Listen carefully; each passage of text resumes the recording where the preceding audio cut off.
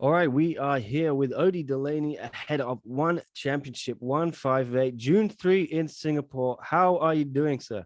I'm doing well. Happy to be here.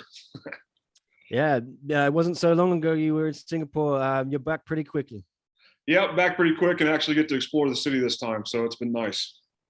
Yeah, what have you been up to now? There are no restrictions for COVID-19, well, a few, but not so many as last time, I imagine. Yeah, I went and yesterday we went and saw as much as we could. We went into the gardens that are like inside of the dome, uh, the big trees. I think it's called like Gardens by the Bay or something like that. But yeah, we went and saw what we could and ate some cool food. So yeah, we've been having fun. Yeah, that is a classic tourist spot.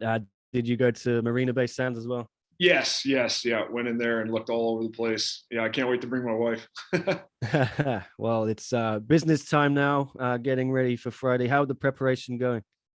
It's going good. I mean, all the preparation's kind of been done. Now it's just relaxing and getting in there and having some fun. All the hard work is behind me. So yeah, I can't wait. Yeah, and you made quite the splash in your one championship debut. You planning on topping that one this time? Of course, always trying to do something a little bit better, a little bit cooler. I kind of I've got a huge arsenal of goofy submissions, so you got to keep an eye out because I'll probably be hitting another one. Yeah, that was impressive last time. With the finish, the submission. Are these things that you plan in your head, or are you sort of freestyling in there? I kind of freestyle. I kind of let them decide how they're going to get tapped. Just kind of take advantage of opportunities as I see them. So. And it's the submission coming this time, or do you think a KO? I think it'll be a submission again. I do plan to show a little bit of my striking game, but yeah, I think it's going to be another submission. That's kind of my thing. Either that or ground and pound. Yeah.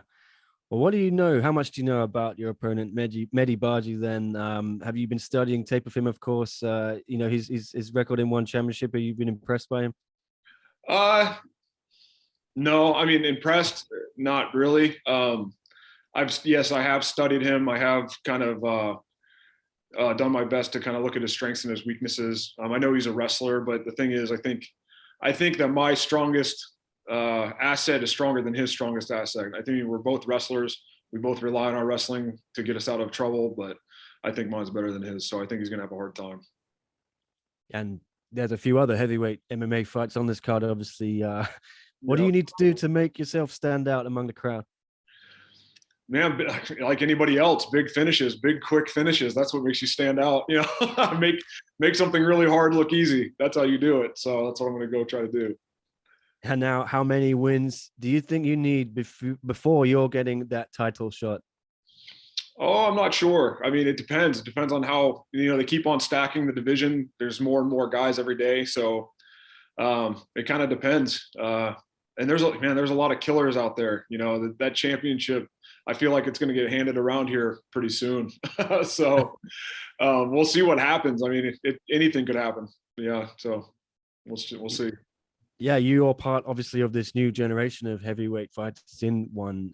How cool is it to be part of that? Because before it maybe wasn't the strongest division, but now it's quickly becoming one of the most entertaining, I think.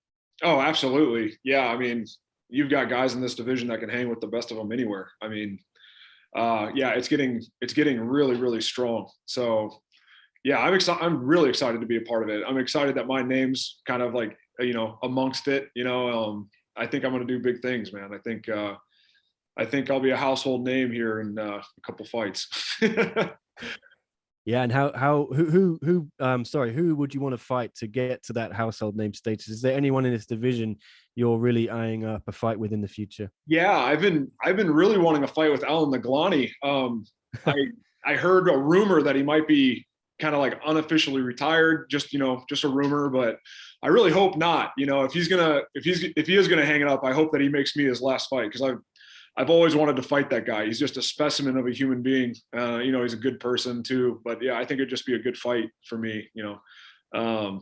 Yeah, I've been watching him for a long time, and I've always wanted to get in there and scrap with him. So I hope he does at least one more.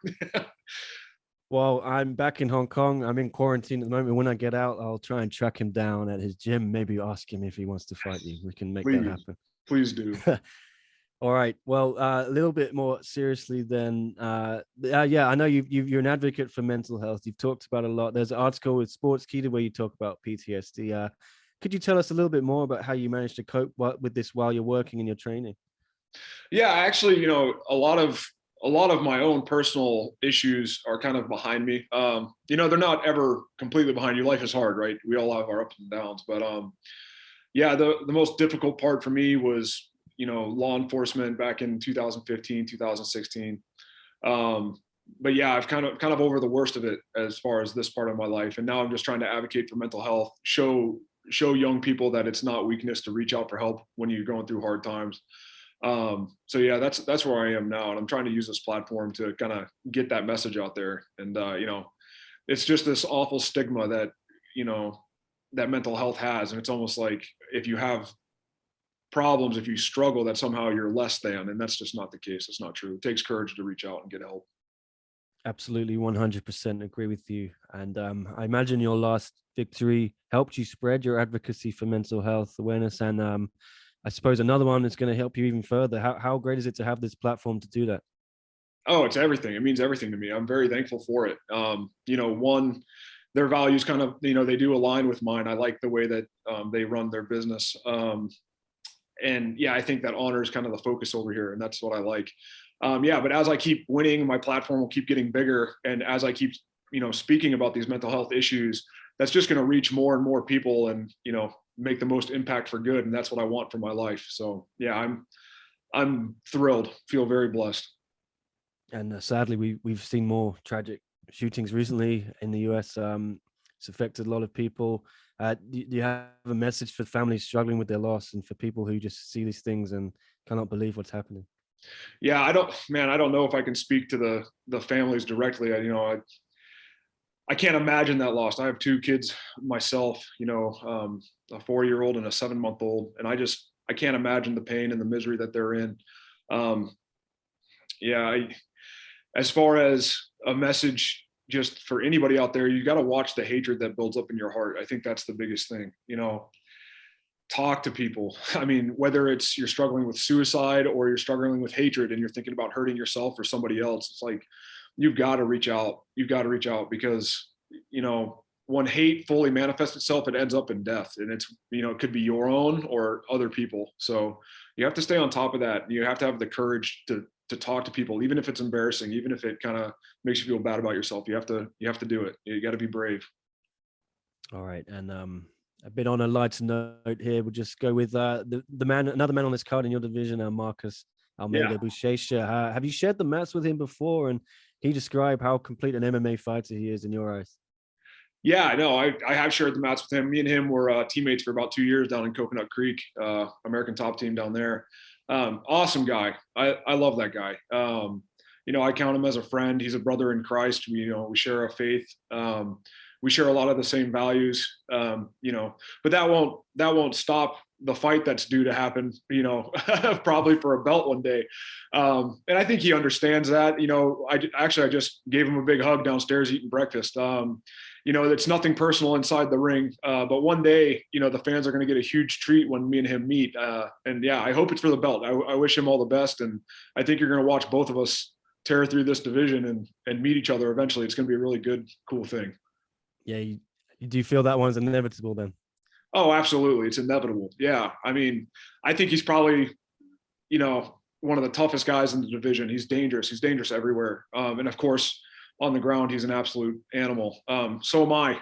I think I'm dangerous everywhere, and if I get on top of you, you're gonna have a hard time surviving it. So yeah, it's inevitable. Eventually, me and him will meet, and it's just gonna be the greatest fight. I mean, it's gonna go down in the history books. So yeah, I'm excited for that one day to come. I think both of us need to keep building our platforms for a little while. We don't want to waste it. You know what I mean? If we do it too early, I want it to be in front of the entire world. I want all the eyes in the world to be on that thing. So I'd love for it to be for a belt. So we'll see what happens. And obviously, though, there's a couple of other guys in the way. The interim champ and the heavyweight champ, Arjan Bula, Anatoly Malakin. Yeah. Who do you think is going to win that fight when it eventually happens? Who do you think is going to be the champ when Buchecha or yourself get there? I think Malakin's going to take it. I do. I think that he's focused. I think that he's training hard. He doesn't seem distracted to me. Just kind of studying him a little bit. So yeah, I think he'll probably have the belt by the time either me or Buchecha get there.